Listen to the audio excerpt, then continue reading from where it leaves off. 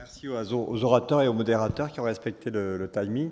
Je vous demande de rester assis. Donc, on va accueillir Julien Pierre et Colin Slade. On peut les applaudir. Voilà.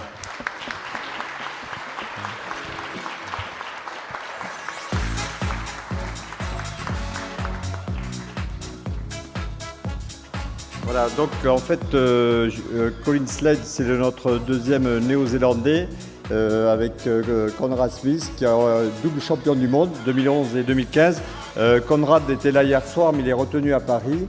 Donc il fait partie intégrante du club, ainsi que Julien Pierre, qui s'occupe maintenant de pas mal de choses au niveau de la section. Ils vont être interviewés par Louise de Rego, qui a été longtemps dans le club, la section paloise, et qui s'occupe maintenant du billard handball. Voilà. Un petit clin d'œil à la maman de Julien Pierre, qui est venue voir son fils ce soir. On peut l'applaudir. Et merci à Colline, qui est venue au dernier moment. Bien, bonsoir à tous. Dans la première partie, on va d'abord parler un peu et vous présenter ces deux joueurs. Tout d'abord, on va commencer par le plus ancien, on est aux anciens. Et puis bon, comme il parle mieux français, donc il peut se venger si je dis une bêtise. Alors que mon voisin, des fois, je peux dire des méchancetés, peut-être qu'il ne les comprendra pas toutes. Donc Julien Pierre, que vous avez tous connu en tant que joueur, a commencé sa carrière au Stade Rochelet en 98 et il a fini à la section paloise donc en 2018. Comme vous disiez tout à l'heure, il est responsable des jeunes, de la formation chez les jeunes, mais il a aussi une carrière d'international avec 27 sélections en équipe de France, avec la Coupe du Monde de 2011 dont il va pouvoir nous parler plus longuement. À côté, nous avons Colin Slade, qui lui est toujours en activité. Et bien sûr, j'ai oublié sa fiche. Non, je l'ai là. Alors, Colin a commencé sa carrière en 2008 à Canterbury en tant que professionnel, mais auparavant a commencé en collège. Il est arrivé à la section en 2015. Colin a 21 sélections avec l'équipe de Nouvelle-Zélande.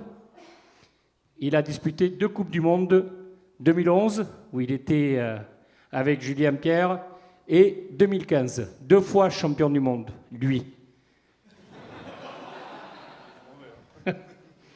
Alors qu'il y en a un autre qui est vice-champion du monde, quand même. Je pense que le palmarès de ces deux messieurs mérite déjà vos applaudissements.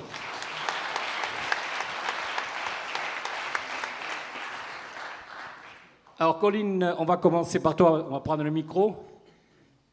Colin, tu as commencé ta carrière de rugbyman, non pas dans un championnat comme nous, on le connaît en France, le championnat professionnel, mais au collège.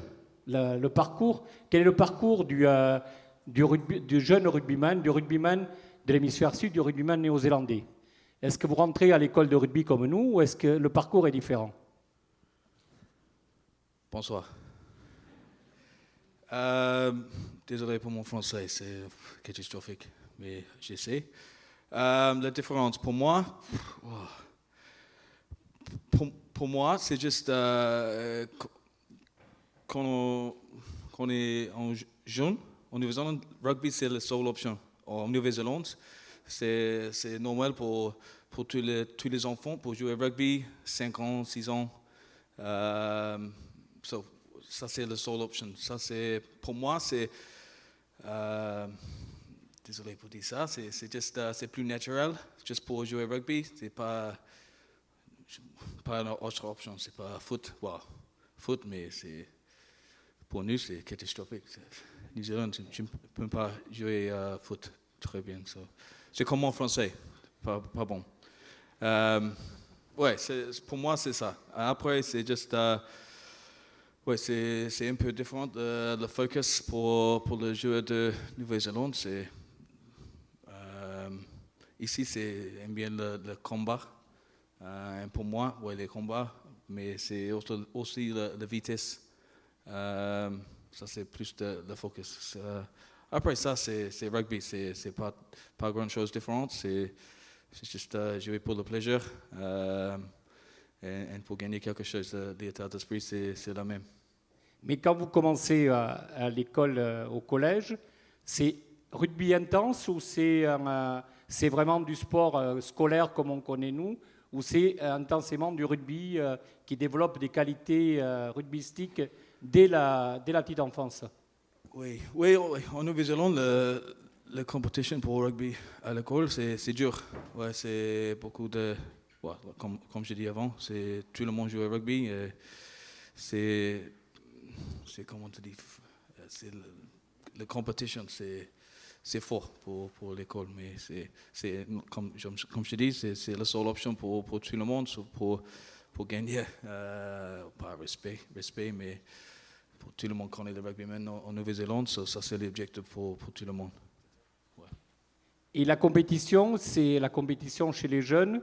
Comme tu dis, c'est important, c'est pour se montrer, mais ça amène un développement physiologique important chez les enfants ou c'est la même chose que peuvent connaître les jeunes que tu côtoies ici ou à l'école de rugby? Ouais, en général, c'est la même pour moi. C'est pareil. En Nouvelle-Zélande, il y a beaucoup de Pacific Islander aussi. C'est dur pour les hommes blancs.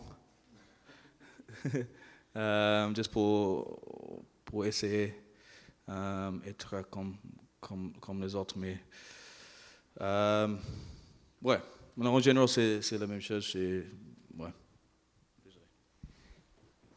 Alors Julien, toi tu es dans la formation hémisphère nord, où c'est l'école du rugby, peut-être un peu de sport rugby scolaire. Comment toi tu es venu au haut niveau du rugby et comment toi tu l'as vécu et comment tu le vis aujourd'hui en tant que formateur? Bonsoir. Juste pour compléter un peu ce que disait Colin, il ne l'a pas souligné, et tu me dis si je me trompe, mais pour avoir été plusieurs fois en Nouvelle-Zélande, le nombre de fois où j'ai vu des gamins, ils sortaient tous avec le ballon de rugby entre les mains. C'est plus qu'un sport là-bas, c'est une religion et le pays est fier des All Blacks. C'est un pays qui est à l'autre bout du monde, c'est un tout petit pays, mais il y a une vraie, c'est plus qu'une culture, c'est une religion rugby et c'est en plus de ça, ils prennent le rugby comme un jeu et ils s'amusent sur le terrain et je pense que c'est important de le souligner. Voilà. Merci. Et il y a aussi cette culture aussi où le sport est vraiment intégré dans l'école. En France, c'est pas tout à fait la même chose. Et je pense que c'est dommage parce que ça pourrait être une vraie complémentarité où on voit aujourd'hui les sections sportives, notamment où on a par exemple à Jeanne d'Albret le collège, la section sportive, où les jeunes alternent rugby et études, et ils sont obligés de s'organiser pour ça. Et c'est un vrai complément, ils sont obligés de s'organiser pour les études. Et il y a ce rugby, alors c'est pas intense comme les professionnels, mais c'est vraiment important et je pense que c'est aussi un bon équilibre pour les jeunes. Et c'est la différence entre eux et nous, je pense. Ouais. Mais toi, est-ce que tu as connu ces sport-études, ces classes sport, ou est-ce que dans ta génération, on venait uniquement à l'école de rugby du club, où on arrivait au Stade Rochelet en 2008, en cadet ou en minime, je sais pas en quelle catégorie tu es arrivé? Alors déjà, tu vas arrêter avec ma génération, ça fait 2 fois, déjà c'est beaucoup. Non, c'est vrai que le rugby en 20 ans a énormément évolué, c'est plus la même chose. Aujourd'hui, il y a les centres de formation et les sections. J'ai connu le centre de formation en 98 à La Rochelle, j'avais déjà 17-18 ans. C'est plus les mêmes attentes, c'est plus la même chose. Et je ne pense pas qu'il y ait les mêmes... Colin, est-ce qu'il y a des centres de formation comme en France, en Nouvelle-Zélande? Est-ce que ça fonctionne pareil? Je ne sais pas trop. Oui, en général, c'est le professionnel là, au-dessus, c'est le CDF ou comme ça. C'est pareil. Ouais. Et toi, aujourd'hui, l'évolution entre ce que tu as connu, donc l'école de rugby simplement, et cette école, et aujourd'hui, les sports-études, les classes sport comme il y a Jeanne d'Albret, toi, tu penses que c'est un bien pour le jeune sportif, pour le jeune rugbyman? Je pense que c'est un bien, et nous, à la section, on s'y attache, et aussi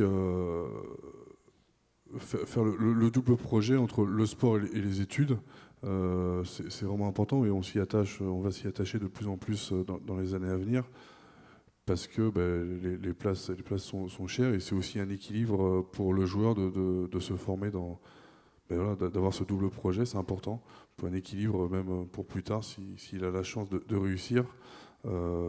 Et après, évidemment, ça a énormément évolué. Les exigences qui sont demandées à ces jeunes qui rentrent dans ces sections ou qui rentrent au centre d'information, c'est plus du tout la même chose. Puis c'est plus le même sport notamment, mais ouais, c'est quelque chose de bénéfique. Ouais.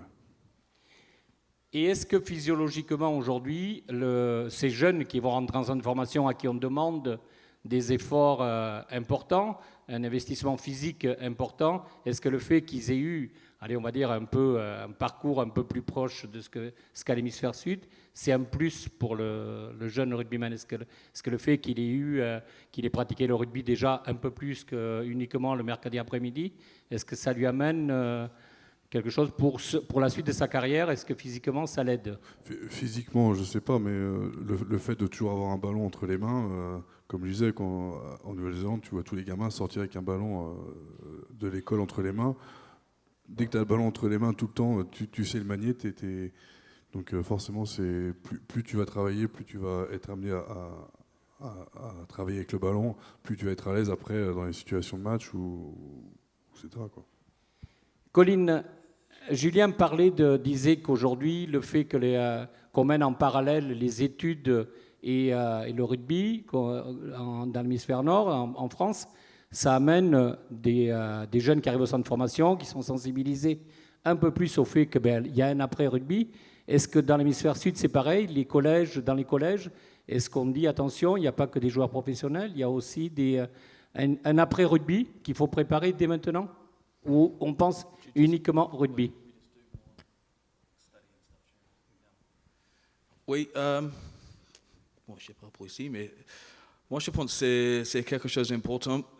C'est gagner plus de connaissances, oui, non? Moi j'ai fini un degree, c'est comment tu dis en français, un degree, bachelor? Diplôme, oui. Oui, je suis à l'école, j'ai fait un Bachelor of Arts in History and Media.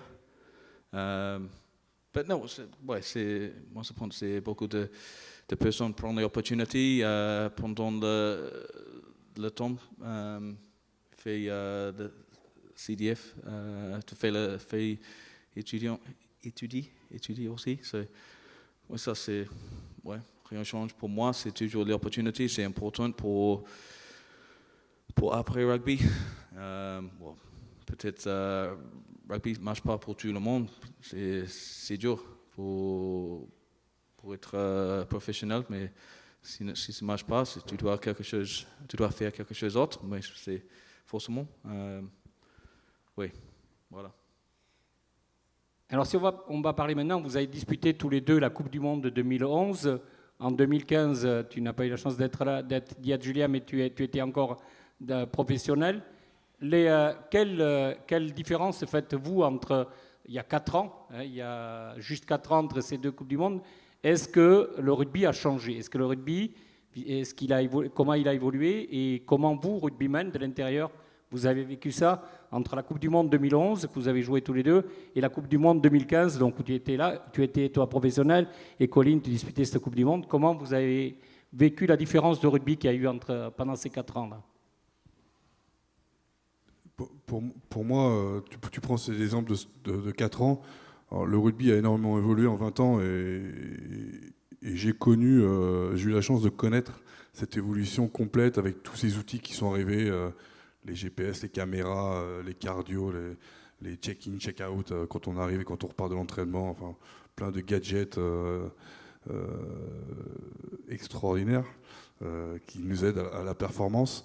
Mais le rugby a pris un virage après, pour moi, hein, le rugby a pris un virage après la Coupe du Monde 2011 où tout s'est un peu accéléré, où les préparations s'est accéléré, les morphotypes des rugbymen sont accélérés, même si on revient un petit peu en arrière. Tout s'est un peu uniformisé aussi. Cette Coupe du Monde 2011, pour moi, a été un tournant dans le rugby mondial. Ouais. Je suis d'accord avec toi, ouais. C'est bon. Non, il a raison, c'est... Ouais.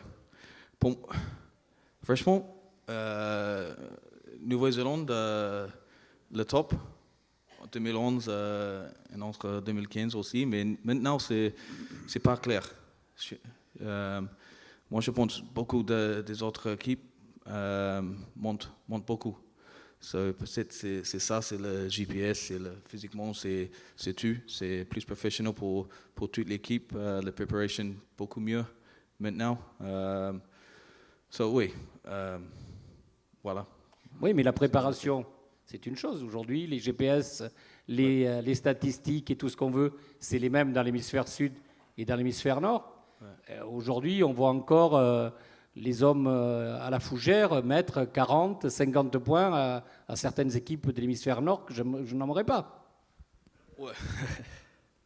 Ouais, Julien, vas-y. Juste pour revenir sur ce que tu as dit, 2011, Nouvelle-Zélande au top, ça c'est à un point quand même. Bien de le souligner, c'est bien. Gagné, non? Ah ouais. Arbitre sud-africain. Non. Ouais, mais il n'y a pas que la préparation, il y a tellement de paramètres qui rentrent en jeu. C'est dommage juste de réduire à la préparation. Les championnats ne sont pas les mêmes. La façon d'aborder le rugby ne sont pas les mêmes. La façon de travailler n'est pas les mêmes. Je prends souvent cet exemple, mais Conrad, qui aurait dû être là la première année où il était là, ou les premières années qu'il était là, à la fin de l'entraînement, il restait une demi-heure à faire des passes à gauche, à droite. Tu vas lui dire, mec, tu sais faire des passes, t'inquiète pas, quoi. Et Colin est le même à la fin de l'entraînement. Et c'est une vraie culture qu'ils ont de perfectionnement que nous, latins, on l'a un peu moins. Hein. On est latins, quoi. Et c'est vrai qu'ils ont cette culture-là où ils savent s'amuser, ils savent prendre ce rugby comme un jeu vraiment. Mais en même temps, d'être vraiment performants à chaque fois qu'ils sont sur le terrain, c'est pour performer et être les meilleurs et s'améliorer tout le temps. Et toi, Colin, tu es en 2015, donc tu quittes la Nouvelle-Zélande pour venir à la section paloise. Quelle différence tu as noté, toi, dans ces deux rugby? Le rugby que tu avais pratiqué en province, que tu avais pratiqué avec en Super 14, en top 15, et là, maintenant, ici, en top 14. Quelle différence tu as noté, toi?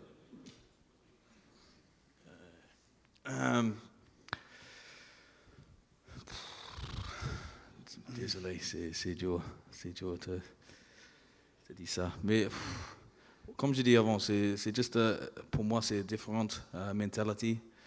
Il y a beaucoup de choses différentes, mais la saison, c'est plus long ici. C'est dur pour garder l'intensité toute la saison.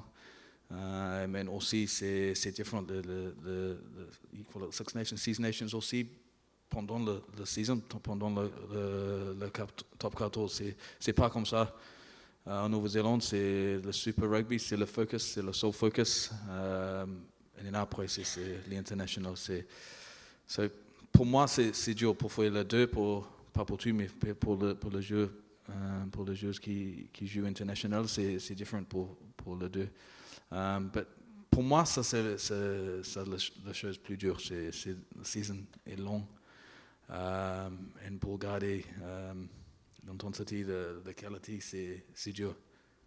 Ouais. Julien, toi, tu constates vraiment un changement, un break après 2011, après la Coupe du Monde 2011. Il y a eu un changement radical dans la façon d'aborder le rugby que toi, tu as connu depuis toutes ces années. La Coupe du Monde 2011 a fait, et après il y a eu un changement radical dans la pratique du rugby et dans la façon d'aborder le sport. Ah, c'est une question? Oui. Ouais, le rugby a évolué évidemment. Celui que j'ai connu dans les premières années, à 98-99, en top 16 à l'époque, ça a évolué petit à petit. Mais en 2011, déjà, il y a eu beaucoup de joueurs de l'hémisphère sud qui sont arrivés dans le top 14. Et c'est vrai que Colin il a bien souligné, on a quand même 2 championnats qui sont complètement différents.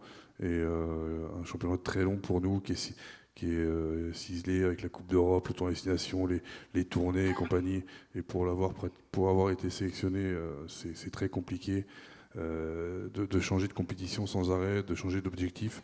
C'est assez usant, mine de rien. Et en plus, la saison est longue, alors que eux, c'est bien séparé. Chaque objectif est bien séparé.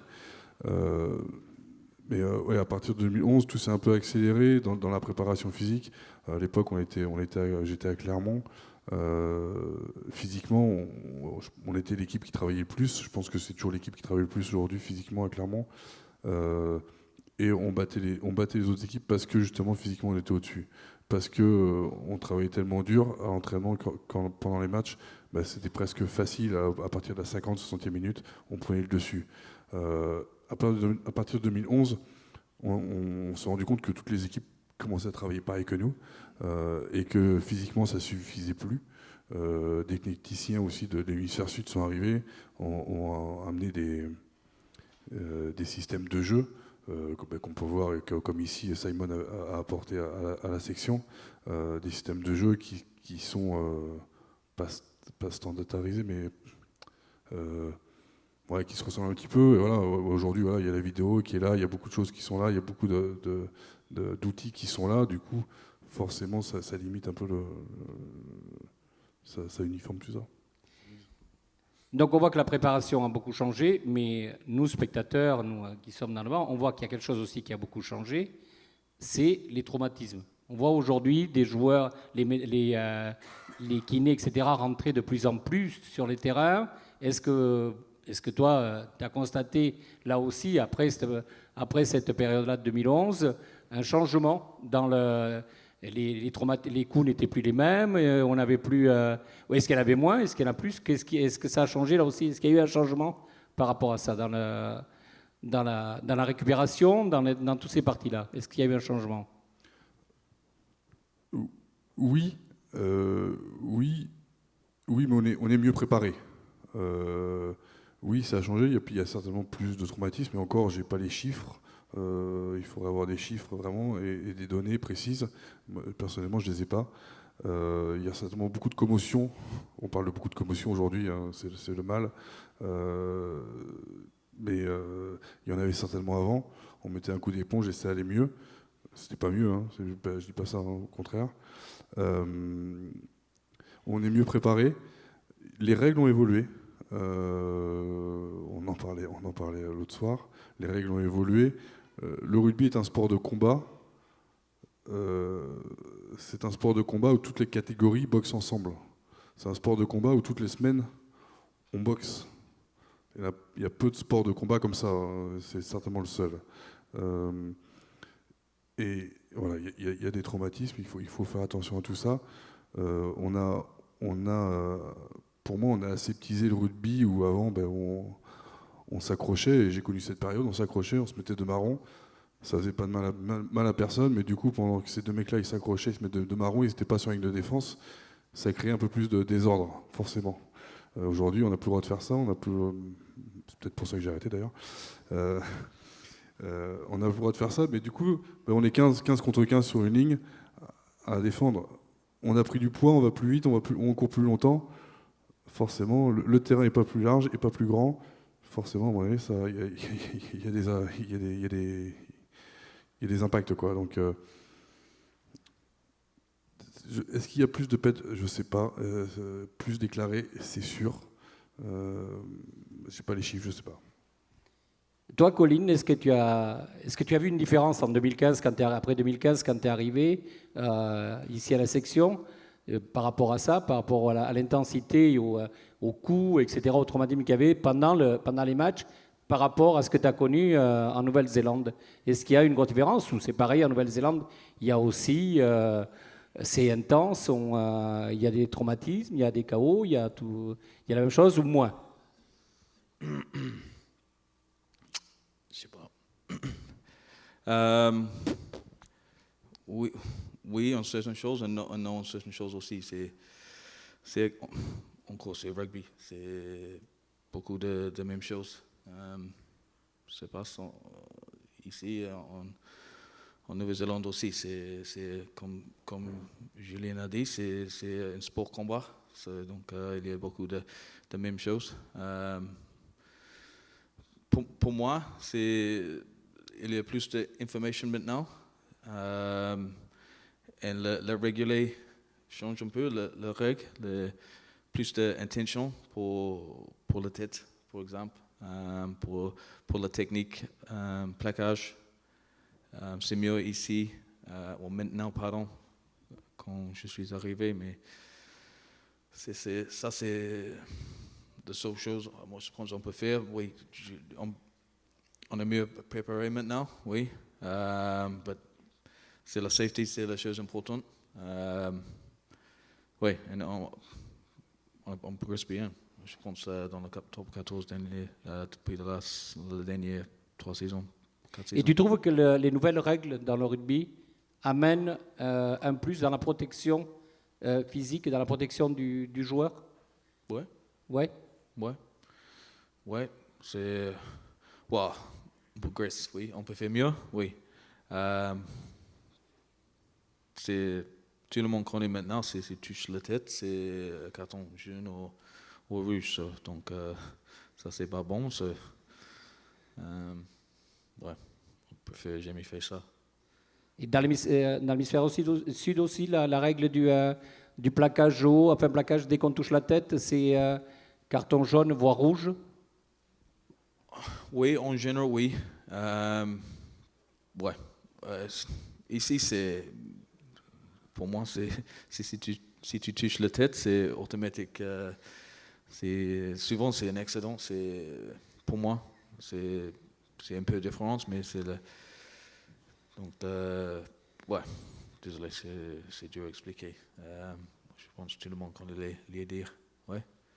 Non, Pour toi, Julien, ça semble ces règles dont parle Colin, ces nouvelles règles de la protection, les plaquages au-dessus des épaules, on empêche on a commencé par empêcher que les piliers, les premières lignes se disent bonjour en rentrant en mêlée, et maintenant on va jusque-là. Est-ce que c'est, pour toi, est-ce que ça fait avancer le rugby? Est-ce que c'est bénéfique pour le rugby, pour les joueurs, ou voire même aussi pour le spectacle, hein? Oui, c'est bien parce qu'on est en train de protéger les joueurs.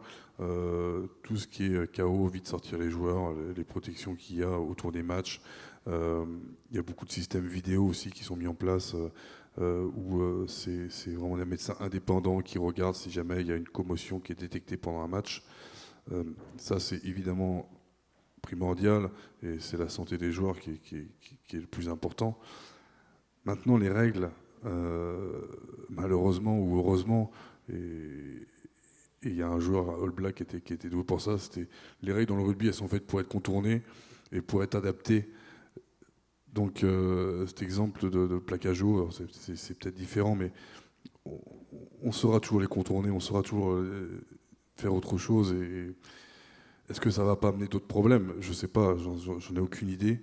Est-ce qu'il y aura pas d'autres blessures qui vont se révéler parce que justement on plaque trop bas?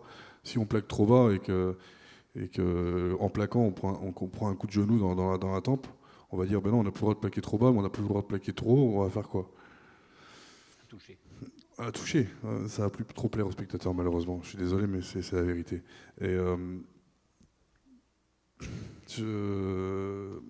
c'est compliqué. On parle d'interdire les plaquages à deux, mais qui plaque si l'adversaire vient là? La règle sera toujours contenue dans le rugby. Ça reste un sport de combat.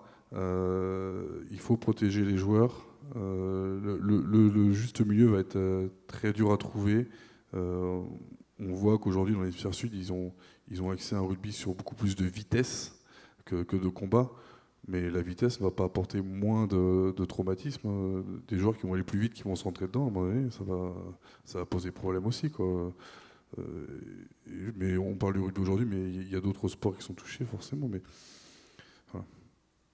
Mais justement, puisque tu parlais de cette différence entre les deux rugby, le rugby de l'hémisphère sud et le rugby de l'hémisphère nord, donc cette rapidité où nous, dans l'hémisphère nord, c'est la culture de la mêlée, on est devant, un ballon se gagne, un match se gagne devant, les arrières, derrière, on disait dans le temps, vous avez le ballon, échauffez-vous avec, parce que pendant le match, vous ne le voyez pas.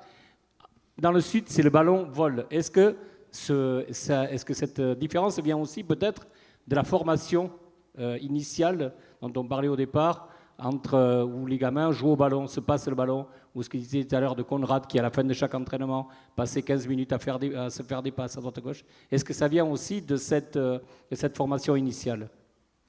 Oui, certainement, mais c'est aussi un tout où dans le Super Rugby, il n'y a pas de montée et descente comme dans le top 14, donc moins d'enjeux sportifs, mais moins d'enjeux économiques aussi. On voit des équipes qui jouent aujourd'hui, quand on voit du jeu, Clermont, Toulouse, c'est des équipes qui jouent énormément. Alors, La Rochelle a été une équipe qui a joué énormément. Il va falloir y venir si on veut que le rugby français rivalise avec les autres nations. Ça vient de la formation, mais ça vient aussi de beaucoup de choses, et notamment de la forme du championnat, je pense. Ouais. Colline, par rapport à ça, ce qu'on disait avec Julien, par rapport à la différence des deux rugby de l'hémisphère sud, où le rugby, le ballon vole, et c'est un rugby où on joue pendant un temps de jeu très important par rapport au top 14. Est-ce que tu le mets ça aussi sur la formation ou sur la façon de voir le rugby dès l'enfance, dès le collège?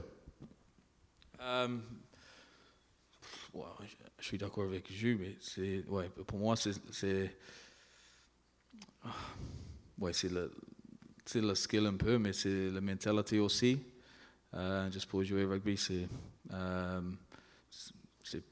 pour moi, c'est plus naturel en Nouvelle-Zélande. Puis ici, je préfère le combat. Je dis ça en vent aussi, mais c'est différent. C'est juste, c'est ça. C'est pas grand chose à dire. C'est juste, pour moi, ça c'est mon opinion. Ouais.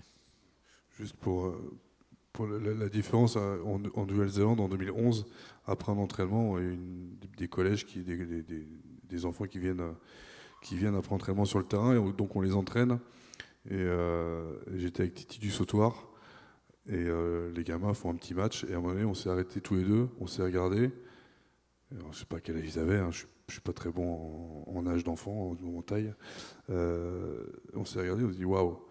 Les gamins avaient des aptitudes de rugbyman, ils cherchaient à déplacer le ballon, ils cherchaient à jouer au ballon, à le déplacer, à faire plein de choses. Donc c'est parti de la formation. Quand en début d'année j'ai repris la formation, c'est même la première question qu'il m'a posée. Il m'a dit il y a combien de ballons par enfant? Combien de ballons par enfant? Il y a un ballon ou 10 ballons par enfant, un enfant par ballon ou 10 enfants pour un ballon. Je dis je sais pas, mais ce serait bien qu'il y ait un ballon pour 2 enfants. Ah ouais, c'est pas bête, parce qu'au rugby on joue avec un ballon dans les mains. Et quand on a le ballon tous les jours entre les mains, on est plus à même à pouvoir le déplacer sans arrêt, à faire des passes et être à l'aise avec. Donc oui, forcément la formation, mais la culture, comme on en revenait dès le début, quoi. Alors, on a avec nous donc un joueur qui a mis un terme à sa carrière, un qui est encore en carrière. Il y a un moment important pour le sportif, c'est cette fin de carrière, l'après-carrière. Donc, on va avoir les deux avis. Toi, Julien, comment tu t'es préparé? Est-ce qu'il y a une préparation pour toi, je dirais, mentale, fait d'arrêter ta carrière de rugbyman?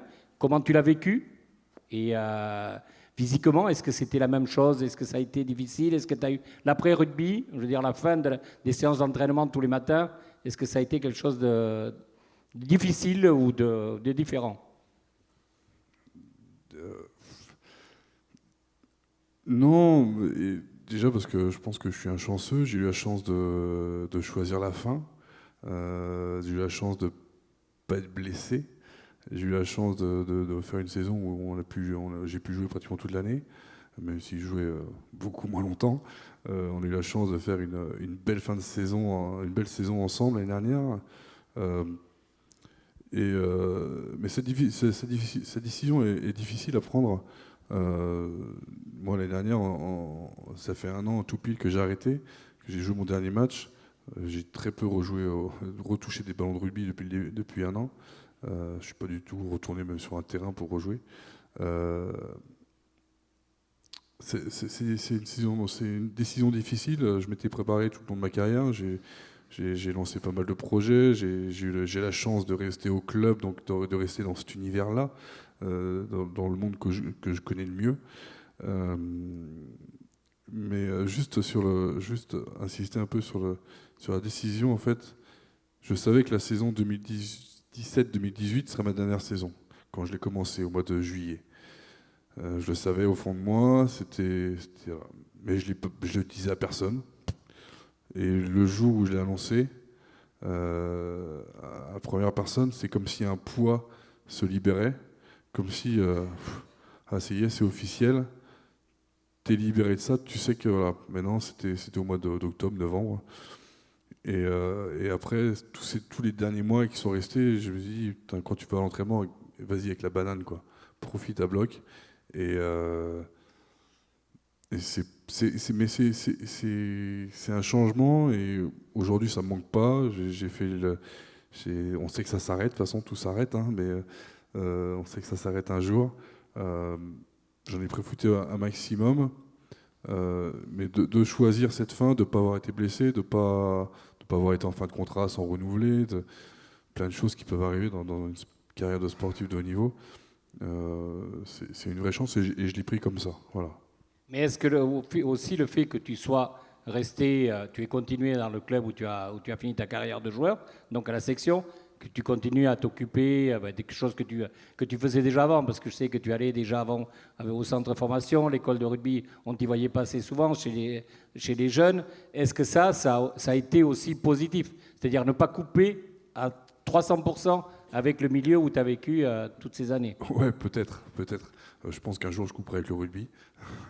Parce que, peut-être pas, mais j'ai d'autres choses aussi. Mais peut-être que le fait de rester dans le milieu, rester dans le club où j'ai fini de jouer, ça aide, c'est certain. Ça aide à passer le cap. Mais c'est vrai que le rugby ne me manque pas. Et j'ai connu l'évolution du rugby, et je connais aussi l'exigence du rugby d'aujourd'hui. On parlait de préparation, mais toute la semaine, c'est dur. Physiquement, c'est dur. Il faut travailler dur. Avant, il fallait être doué au rugby et tu pouvais faire carrière. Aujourd'hui, il faut être doué, il faut travailler dur. Et quand ce que je dis aux jeunes, c'est une fois que tu as fini de travailler dur, tu peux recommencer, quoi. Parce que l'autre à côté, il travaille encore plus dur, de toute façon. Et c'est vrai que c'est usant, c'est un métier extraordinaire. Mais c'est fatigant pour les vieux corps comme moi. Mais, C'est pas moi qui l'ai dit. Hein. je sentais le souffler. Non, mais voilà, non, mais c'est la barrière psychologique à passer, et qui est parfois compliquée, et qui, pour beaucoup de sportifs, pour des amis à moi, sont raides, quoi, vraiment, vraiment dur. Colin, toi, tu es encore un joueur encore avec dans le feu de l'action. Est-ce que l'après-rugby, aujourd'hui, toi, tu y penses déjà? Est-ce que c'est quelque chose que tu as commencé à emmagasiner, à te dire, comme disait Julien, moi, je m'étais fixé un cap, c'était fin 2018, c'était ma dernière saison. Est-ce qu'aujourd'hui, moi, je ne dis pas que ça sera fin 2020, fin 2021, mais est-ce que toi, tu commences à te préparer à ça, à l'après-rugby, à devoir arrêter et à te préparer à arrêter de t'entraîner tous les matins, à venir faire la muscu, faire les séances, etc. C'est dur. J'ai 31 ans. Peut-être je peux jouer pour 3 ans de plus, peut-être. Si tu demandes à Bernard, je ne sais pas, ici, non. Il n'est pas là. Il n'a pas voulu venir. Il savait que tu allais lui poser la question, il n'a pas voulu venir. Ouais, non, peut-être c'est par ici, je ne sais pas. Mais pour après, j'ai une petite idée, peut-être. Parce que c'est toujours quelque chose, je pense. Parce que c'est important. Mais pour moi, je voudrais faire quelque chose d'autre. Pour toi, ça sera hors rugby. Ouais. Le rugby, une fois que tu auras arrêté ta carrière de joueur, c'est terminé. Ouais. Why? Ouais. C'est juste pour moi, c'est pas pour tout le monde, parce que beaucoup de de mecs finis et restent avec rugby ou Félion, comme Conrad, les entraîneurs pour défense. Pour moi, je voudrais faire quelque chose d'autre, c'est pas. C'est juste pour. On a une vie, donc je voudrais essayer quelque chose d'autre. Si ça ne marche pas, je peux revenir au rugby et faire quelque chose. Mais préfère juste chercher pour quelque chose différent, juste pour différents challenges. Faire carrière, je sais pas, business ou Quoi comme business? je sais pas. Non, c'était juste pour savoir. Je Je refais. dois gagner de l'argent un peu. C'est Pourquoi au rugby tu n'en gagnes pas? Non, c'est pas si. Ça paye pas le rugby? Ouais, c'est pas mal. Ah. Ouais, non, c'est pas mal, c'est vrai, mais c'est pour après, c'est pas assez. Ouais. D'accord. Je reviens juste en arrière parce qu'on a une question que j'avais envie d'aborder avec vous et que j'ai sauté. C'était, là on est dans un congrès avec des médecins. Quelle différence tu as vue, toi, puisque tu as vécu l'hémisphère sud avec la Nouvelle-Zélande, et en France, l'approche médicale aujourd'hui, le suivi médical des athlètes, des joueurs. Est-ce que c'est pareil dans l'hémisphère sud? Est-ce que c'est aussi exigeant? Est-ce que c'est plus exigeant? Moins? Comment? Si dépend le docteur. Il est ici? Ah oui. Bonjour. Le docteur en Nouvelle-Zélande, c'est beaucoup mieux. Non, je rigole. Non, Vas-y, balance. pour moi, j'aime bien le medical system. C'est pas. Ouais, système ça. médical. Ici, c'est beaucoup de soutien. Ici, Gratuit. c'est quoi? Gratuit. Oui, non, c'est vrai. C'est en Nouvelle-Zélande, c'est système privé et au public aussi. Le public, c'est long. Ici, c'est pas mal. Mais Peut-être est-ce que le c'est à cause de suivi, j'ai est-ce que pour le la suivi section du et joueur, j'ai un bon docteur aussi, mais le suivi du joueur, du sportif, est aussi exigeant dans l'hémisphère sud? Est-ce que, par exemple, je sais que pour pouvoir jouer dans le top 14, vous êtes obligé d'aller faire des examens cardio, des examens sanguins, Ouais. etc. Et si tu ne réponds pas, si le cardio il dit non, c'est pas possible, ta carrière elle s'arrête. Est-ce que c'est aussi exigeant dans l'hémisphère sud? wow, ça c'est bon pour la santé pour le joueur, non? Oui. Ouais. Mais est-ce que dans l'hémisphère sud, c'est aussi exigeant ou c'est plus souple? Pour moi, c'est plus reactive. C'est pareil. Si tu as un problème, tu vois quelqu'un. C'est pas. On fait pas du préventif. Ouais. Pour moi, ouais. Hein? J'étais jeune en Nouvelle-Zélande, maintenant je suis vieux, peut-être ça. Je dois check plus souvent, peut-être. Non, ouais. Est-ce que toi, Julien, ces exigences, tu as vu, tu as suivi aussi, c'était pas la même chose au début de ta carrière et à la fin. Comment tu as vécu, toi, toutes ces demandes, ces nouvelles demandes qui arrivaient de la part des médecins, de la part du staff médical, mais aussi de la Ligue qui avait des exigences très pointues? Déjà, juste pour dire, par exemple, en 98-99, quand j'ai commencé, à La Rochelle, il y avait un médecin qui passait de temps en temps, bon, ça comme Poupi, hein, le médecin du club. Il passe de temps en temps, mais en coup de vent. Et après, il y avait un kiné, et encore, il devait être à mi-temps ou 2 kinés à mi-temps, quoi. Aujourd'hui, les staffs, c'est un médecin, c'est 3 kinés, c'est un ostéo, c'est un nutritionniste. Des stagiaires, souvent médecins, qui viennent masser. Donc les staffs sont considérablement évolués.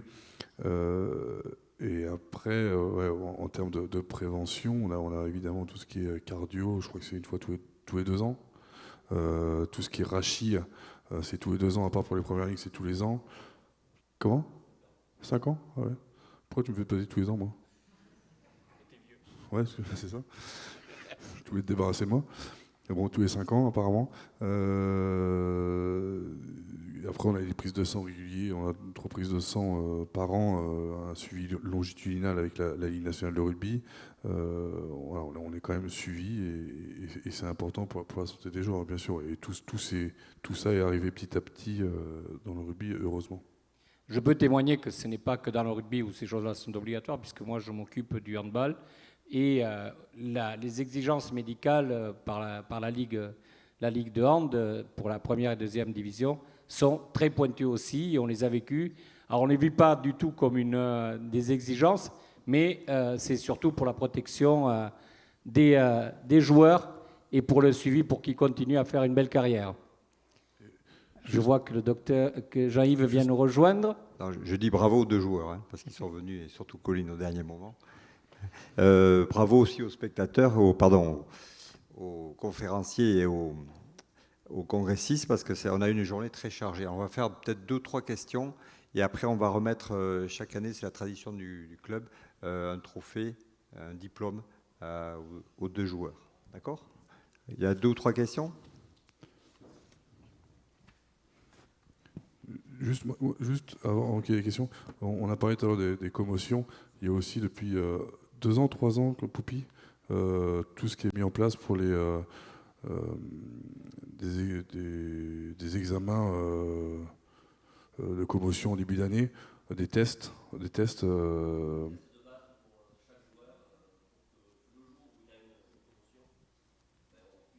pouvez donner un micro au docteur, s'il vous plaît. Merci. Des tests de base pour chaque joueur en début de saison et pour qu'en cas de commotion dans la saison, on puisse comparer ces tests et avoir déjà des délais d'arrêt pour le joueur en question, quoi. Voilà. Mais c'est sûr qu'il y a eu un vrai effort de fait depuis 3 ans, Julien, c'est ce que tu as dit, c'est ça? Ouais, voilà. Ouais. Moi, je poserai une question aux 2 joueurs, très simple. Est-ce que vous vous plaisez à Pau ? Oui. Oui ? Merci pour la question. La reconversion in Pau ou in New Zealand ? Oh, ça c'est dur.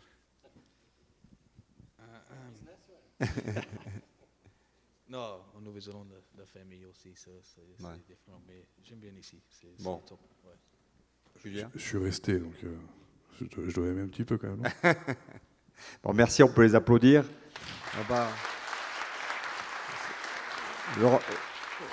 Laurent, quel est...